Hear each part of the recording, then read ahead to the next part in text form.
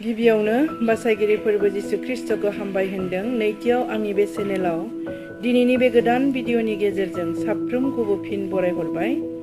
आङो दिनै मोनसे गोदान टपिक लानानै फैदों, बेनो जाबाय इसोरनि बाथ्रा। बाइबेलानो इसोरनि बाथ्रा।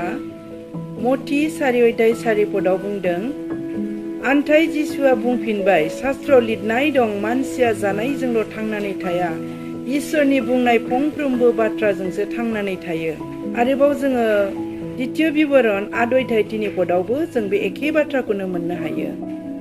मानसिया जानायजोंल' थांनानै थाया, आन्थाय फोरबोनि खुगानिफ्राय ओंखारनाय फंफ्रोमबो बाथ्राजोंसो गोथाङै थायो। जों बिदिबा मोनथिबाय, बाइबेलानो इसोरनि बाथ्रा। बाइबेलखौ मोननै बाहागोआव राननाय जादों, बेनो जाबाय गोजाम रदाय आरो गोदान रदाय। बाइबेलाव गासै बिजाबा गोजामाव 39 खान आरो गोदान रदायाव 27 खान, गासै 66 खान। गोबां मानसिया बुंनो नागिरो बाइबेला मानसि लिरनाय। नंगौ, मानसि लिरनाय, नाथाय बाइबेलखौ गोथार जिउजों सुफुंजानानैसो 40 जन मानसिया बेखौ लिरदों। जों 2 पिटार चेप्टार 1 21 जोङो नायोबा मोननो हायो। आङो मोजाङै फरायनानै होनि। मानोना नाबिनि बुंनाया मानसिनि सानखांनायजों जायाखै, गोथार जिउजों दैदेनजानानैसो मानसिफ्रा इसोरनि बाथ्राखौ खोन्थाबायदों। बाइबेलखौ गोदान आरो गोजाम गासै 7 बाहागोआव राननाय जादों। आयेन बिजाबा जाबाय गांबा, जेनेसिसनिफ्राय डिउटारनमिसिम। बे गांबा बिजाबखौ आयेन बिजाब होननानै जोङो मिथिनो मोनो। जारिमिन बिजाबा गासै 13 खान, जसुआनिफ्राय लानानै इस्तेर प्लास थिनहरजानाय। गाहाय नाबिफोरनि बिजाबा जाबाय गांबा, जेसाया, जेरेमिया, दाहा बिजाब, इजिकेल, दानियेल। उन्दै नाबिफोरनि बिजाबा जाबाय हसेयानिफ्राय लानानै मालाखाय, बियो 12 खान। बेखौ उन्दै नाबिफोरनि बिजाब होननानै बुंनाय जायो। गाहाम खौराङा गांब्रै, मथि, मार्क, लुक, जहन। लाइजाम बिजाबा जाबाय गासै 21 खान, रुमियानिफ्राय लानानै जुदासिम। दर्शन बिजाबा जाबाय गांसेल', बेनो जाबाय रेभलिउसन, जायखौ जोङो नुजाहोजानाय होननानै बुङो। जों मिथिनानै लानाया मोजां जे बाइबेलखौ रावबो नाबिया गावनि गोसोनि सानखांनायजों बेखौ लिराखै एबा खोन्थाबायाखै होननानै जोङो 2 पिटार 1:20-20 जोङो मोजाङै मिथिनो हाबाय। बाइबेला इसोरनि हांजों सुजानाय। 2 तिमथि 3:16 जोङो मोननो हायो। बियो इसोरनि हांजों सुजानाय। शास्त्रआ इसोरनिफ्राय जाबाय, नंगौखौ फोरोंनाय, जायैखौ रायनाय, गोरोन्थि मावनायखौ फोसाबनाय आरो धोरोमाव लुखांनायनि थाखाय इसोरनि बाथ्राया गोनांथार। जिसु ख्रिस्टआनो बे बिजाबनि मिरु एबा गुदि। जहन 20:31 बे गोथार शास्त्रनि गेजेरजों इसोरनि महिमाया नुजासारदों। जहन 1:18 गोथार बाइबेलनि बाथ्रायानो मानसि माहारिनि थाखाय थोजासे। लुकास 10:29-36 जोङो मोननो हायो। धोनि आरो लाजारनि सल'आव आब्राहामा होनबाय, नोंनि फंबायफोरखौ साबधान होनो मुसि आरो नाबिफोर दं, बिसोरनि बाथ्राफोरखौनो नोंनि फंबायफ्रा खोनासंथों। अ आफा आब्राहाम, गोथैफोरनिफ्राय सोरबा थांनानै साखि होब्ला बिसोर गाव गावनि पापफोरनिफ्राय गोसो फाफिनगौमोन। मुसि आरो नाबिफोरनि बाथ्राखौ खोनासङाब्ला गोथैफोरनिफ्राय सोरबा थांनानै खोन्थाहैब्लाबो बिसोरो फोथायनाय नङा। बिसोरखौ फोरोंनो थाखाय नाबिफोरनि बाथ्रायानो थोजासे। बाइबेला इसोरनि गोथां बाथ्रा, इसोरनि जिउ। जोङो आइजाया चेप्टार 48 जोङो नायोबा मोननो हायो। बाइबेला इसोरनि गोथां बाथ्रा। गांसोआ रानलाङो, बिबारा रहायलाङो, आन्थाय इसोरनि बाथ्राया गोथाङै थाबाय थायो। इसोरनि गोथां बाथ्राजों जेबो दाजाबदेरनाय एबा दानख'देरनाय जाया। डिउटारनमी चेप्टार 12:31 नायोबा जों मोननो हायो। आरो डिउटारनमी चेप्टार 4:2 जोङो नायोबा मोनो, आंनि बे हुकुमफोराव मोनसेबो होदेरनो एबा बिनिफ्राय मोनसेबो बोखारनो नाङा। आरो जोङो नायोबा मोननो हायो, रेभलिउसन चेप्टार 22:18-19 जोङो नायोबा मोननो हायो, सोरबाया बे इसोरनि बाथ्रायाव माबाफोर होदेरब्ला एबा माबाफोर दाजाबदेरब्ला बे बिजाबाव लिरनाय बायदि साजाखौ आं बिनि सायाव होदेरनाय जागोन। अब्ला जों मिथिबाय इसोरनि बाथ्राजों जोङो जेबो दाजाबदेरनाय आरो दानख'देरनाय जाया। बेखौ बुंनाय जादों बाथ्रा जेम्स चैप्टार 1:21 आव बुंदों, बिनिखायनो इसोरनि गायनाय बाथ्राखौ नाजाव। इब्री 4:12 बुंदों, इसोरनि बाथ्राया गोथां आरो मावख्रुबग्रा आरो फारनैबो दाहार थानाय थुंग्रिनिफ्राय गोबौसिन। बियो मानसिनि गोसो सिङाव हाबफैयो आरो बियो मानसिनि साननाय आरो गोसोनि हास्थायनायफोरखौ मिथिजोबो। 1 पिटार 1:25 बुंदों, बेनो नोंसोरनो खोन्थानाय गाहाम रादाबा। आयेन बिजाब निहिमिया 8:3 इज्रा दौरिया मुसिनि लिरनाय आयेननि बाथ्राखौ दै लांगोनानि खाथियाव थानानै सकथिं मोखां जानानै सान ओंखारजेननायनिफ्राय सानजौफुसिम बियो फरायथिनानै होयोमोन आरो रायतफ्राबो मोजाङै आयेन बिजाब फरायथिनायखौ खोनासङोमोन। ख्रिस्टनि गाहाम बाथ्रा कलसिया 3:16 बुंदों, ख्रिस्टनि गाहाम बाथ्राया नोंनियाव गोसो बुंजासे थाथों। सैथो बाथ्रा जाकुब 1:18 बिदिन्थिनि ओंथियाव इसोरनि बाथ्राखौ बुंनाय जादों थुंग्रि, अर, हाथुरि, बेगर, आयना, स्रां, जिउनि आहार। आङो बेखौ बिजिरनानै होनि। थुंग्रि इफिसिया 6:17 बुंदों, आरो गोथार जिउनि होनाय इसोरनि बाथ्राखौ थुंग्रि बायदि लादो। अर आरो हाथुरि जेरेमिया 23:29 आंनि बाथ्राया अर आरो अन्थाइ गेदेरखौ देख्रुबनो हाग्रा हाथुरि बायदि। बेगर मथि 13:3 बे समाव जिसु ख्रिस्टआ गोबां फिदिंनाय बाथ्राखौ बे समाव बुंदों। सासे आबाद मावग्राया हुआव बेगर फोहैदों। आयना जाकुब 1:23 सोरबाया बाथ्राखौ खोनासंनानै बाथ्रा बायदि मावग्रा जायाब्ला बियो आयनायाव नायनाय सासे मानसि बायदिल' जागोन। स्रां गीतमाला 119 नाम्बार 105 बुंदों, नोंनि बाथ्राया आंखौ दैदेनग्रा देम्फ आरो लामायाव स्रां होग्रा जाबाय। आहार 1 पिटार 2:2 सारिजा गोदान गथ'आ जेरै बिमानि आहारखौ सोबनो हामलायो, बेबायदिनो नोंसोरबो जिउनि नंथारगौ गाइखेरखौ लोंनो हामलायदो। इसोरनि बाथ्राखौ सोर माबायदि आवथायदोंमोन आङो बिनि आङो बिदिन्थि होनानै बुंनि। जोङो सेथियाव नायनि राजा डेभिडनि सोमोन्दै। राजा डेभिडआ ओरैबायदि इसोरनि बाथ्राखौ अनोमोन, बियो सानफामानि इसोरनि बाथ्राखौ देहेन खालामोमोन। गीतमाला 119 नाम्बारनि 105 सिमाव जोङो नायोबा मोननो हायो।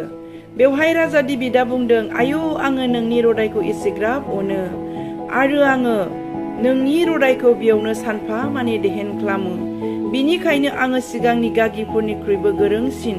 नोंनि हुकुमखौ फालिनो थाखायनो आंनि गासै गाज्रि हुदाफोरखौबो आं नागारजोब्बाय। जोङो मिथिबाय दाबिदनि सोमोन्दै। इसोरनि बाथ्रानि थाखाय डेभिडआ बेसेबां हाबिलास दङमोन आरो बेसेबां गांनाय दङमोन।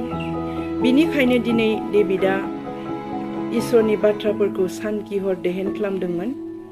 आरो गीतमाला 45 नाम्बारनि 1 पदआव जोङो नायोबा मोननो हायो, राजानि मोजां खबरजों आंनि गोसोआ उसिफावबाय, बिनिखायनो आंनि सालाया लिरनो गोरों खोलोमनिफ्रायबो गोबौसिन। बे बाथ्राखौ राजा डेभिडनिफ्राय जोङो मिथिनो हादों। गीत 45 नाम्बारनि 1 राजा डेभिडआ इसोरनि प्रति बेबायदि गोबां अननाय आरो इसोरनि बाथ्राफोरखौ जोथोन खालामोमोन। बेनिखायनो जोङो दिनै मोननो हायो। पासनि कर्म 13:22 बुंदों, आङो नागिरै जेसिनि फिसाज्ला डेभिडखौ मोनबाय। बियो आंनि गोरबोनि उननि सासे सुबुं, बियो आंनि गोसो बायदि मावगोन। जों दिनै मिथिबाय इसोरनि गोसोनि सासे सुबुं होननानै दिनै जोङो बाइबेलाव डेभिडखौ मोननो हादों। दिनै जोंहा हाबिलास थानांगोन, इसोरनि बाथ्रानि थाखाय जोंहा गांनाय थानांगोन। जोङो दाबिदनि सोमोन्दै मिथिबाय, बिहा बेसेबां इसोरनि प्रति गांनाय, इसोरनि प्रति अननाय, इसोरनि बाथ्राखौ बे बेसेबांसिम अनोमोन। जोङो दायो नायनि जेरेमियानि सोमोन्दै। जेरेमिया 15:16 नोंनि बाथ्राफ्रा आंनियाव सफैदों, आरो आं बेफोरखौ जिउनि आहार बायदि जादों। जब 13:13 जोङो जबनि सोमोन्दैबो जों मोननो हायो। आङो बिनि खुगानिफ्राय ओंखारनाय बाथ्राफोरखौ आंनि जानाय मुवानिफ्रायबो बांसिन आवथायदोंमोन। आङो बिनि बाथ्राफोरखौ जेब्लायबो बारसिथाराखै। जों मिथिबाय दिनै राजा डेभिड, जेरेमिया, जब मोनहा इसोरनि बाथ्राखौ माबायदि बिसोरो जानाय मुवानिफ्रायबो बांसिन बिसोरो आवथायदोंमोन आरो राजा डेभिडआ सना रुफानिफ्रायबो बांसिन इसोरनि बाथ्राफोरखौ मानिदोंमोन आरो फल' खालामदोंमोन। इसोरनि बाथ्राया जोंनि जिउआव मावनाय खामानि। जाकुब 1:18 बुंदों, इसोरजों सोरजिजानायफोरनि मादाव जोङो बिनि गोदान रायजोआव गावनि बाथ्राजों सोरजिजानाय। इसोरनि बाथ्राया जोंनो गोदान जिउ होयो एबा बाइबेला जोंनो गोदान जिउ होयो। इसोरनि बाथ्राया जिसु ख्रिस्टनियाव जोंखौ फोथायनाय लाबोयो। जहन 20:30 नाथाय जिसुआ मसीह इसोरनि फिसाज्ला बिखौ नोंसोरो फोथायनायजों जोबनो गैयै गोथांखौ मोनथों होननानै बेफोरखौ लिरनाय जादों। इसोरनि बाथ्राया नंबां जाबां नङा। डिउटारनमी 32:47 बुंदों, बियो नोंसोरनो गोथां जिउ होयो। बियो नोंसोरनो अराय गोथां जिउ होयो। इसोरनि बाथ्राया जोंखौ फोसाबो। जन 15:3 बुंदों, बिनिखायनो इसोरनि बाथ्राखौ मानिनानै सोलिनांगौ। जन 2:22 जोङो इसोरनि बाथ्रा एबा बाइबेलनि सोमोन्दै जोङो मिथिबाय। बाइबेलानो इसोरनि बाथ्रा। दिनै गोबां व्यक्तिफ्रा बुंनो नागिरो बाइबेला मानसि लिरनाय। नंगौ, मानसि लिरनाय, नाथाय बाइबेलाव जोङो नायनि 2 पिटार 1:20-21 जोङो नायोबा मोननो हायो। बेवहाय मा बुंदों? नोंसोरो मिथिनानै ला, शास्त्रनि बाथ्राखौ रावबो नाबिया गावनि गोसोनि साननायजों बिजिरनो हाया। मानोना नाबिनि बुंनाया मानसिनि सानखांनायजों जायाखै। गोथार जिउजों दैदेन जानानैसो मानसिफ्रा इसोरनि बुंनाय बाथ्राफोरखौ लिरदों एबा खोन्थाबायदों। जोङो मोजाङै मिथिबाय बै 40 जन व्यक्तिफ्रा सिमां दर्शन बिजननि गेजेरजों गोथार जिउजों दैदेन जानानैसो दिनै बे गोथां बाथ्राखौ इसोरनि बाइबेलखौ लिरदों। जों बेवहाय मिथिनो हाबाय रावबो मानसिया बेखौ गावनि गोहो बोलो सक्तिजों दिहुननाय जोङो नुनो मोनाखै। दिनै जोङो जागायजेननायाव नायोबा मोननो हायो। दिनै डिउटारनमीआव एक्सुडासाव जोङो नायोबा मोननो हायो मुसिजों इसोरा माबायदि सिनाय हाजोआव रायज्लायदोंमोन आरो गावनि बाथ्राफोरखौ माबायदि गावनि आसिजों रोखा रोखा लिरनानै दिन्थिदोंमोन। जोङो रिभलिउसनाव नायोबा मोननो हायो दिनै पटमस दिपआव जोबजानाय समाव जिसुनि सेला जहनजों माबायदि दर्शनाव नुजानानै जिसुआ माबायदि बाथ्राफोरखौ बिनो फोरोंदोंमोन। रावबो नाबिया गावनि सानखांनायजों बेबायदि इसोरनि बाइक एबा गोथार बाइबेलखौ लिराखै। जोङो बिनिखायनो मोजाङै जोङो बाइबेलखौ फरायनानै नाय आरो नोंनि जिउआव प्रेक्टिकेलि इसोरा नंगौना नङा, बाइबेलनि बाथ्राया नंगौना नङा बेखौ मोजाङै बिजिरनानै नाय। दिनै बाइबेलाव माबायदि लिरदोंमोन आरो गोदान रदायाव जिसु ख्रिस्ट'आ मा बुंदोंमोन, दिनै गासैबो जिसुआ बाइबेलाव बुंलांनाय बाथ्राफ्रा दिनै रोखा रोखा गासैबो जाफुंजोबदों। आरो जे गोजाम रदायाव जोङो नाबिफोरजों बुंनाय बाथ्राफोरखौ जों मोननो हायो। बेवहाय नाबिफोरनि गेजेरजों जिसु ख्रिस्ट'नि जोनोमखौ मजेसनि गेजेरजों बुंदोंमोन, जेसाया नाबिनि गेजेरजों बुंदोंमोन। बेबायदिनो गोबांथार नाबिफोरजों बुंनाय बाथ्राफ्रा दिनै जाफुंजोब्बाय। बिनिखायनो जों मिथिनो हायो जोङो दिनै प्रेक्टिकेलि बाइबेलनि बाथ्राखौ जों फरायनानै नुबाय। दिनै गोजाम रदायाव बुंनाय नाबिफोरनि बुंनाय बाथ्राया माबायदि जाफुंफैखो आरो गोदान रदायाव दिनै जिसु आरो जिसुनि सेला बुंलांनाय बाथ्राफ्रा दिनै जाफुंबोगासिनो दङ आरो जाफुंबोजोब्बाय। बिनिखायनो बाइबेलनि बाथ्राया मालाबाबो नंबां जाबां मानसिनि साननाय सोरनिबा साननायजों लिरनाय नङा। जोङो बेखौ दिनै मिथिनो मोनो। आं दाथिहै बाइबेलनि बाथ्राखौ सैथो आरो नंगौ होननानै दिनै आंनि जिबनावबो आङो दिनै मोनदांनो हादों। बाइबेलानो इसोरनि बाथ्रा, बाइबेला गोथां जिउ होग्रा, इसोरनि बाथ्राफ्रानो जिउ गोनां। आं दिनै इसोरनि बाथ्राखौ बेसेखिनियावनो बुंथ'नानै दोनथ'बाय। आमेन।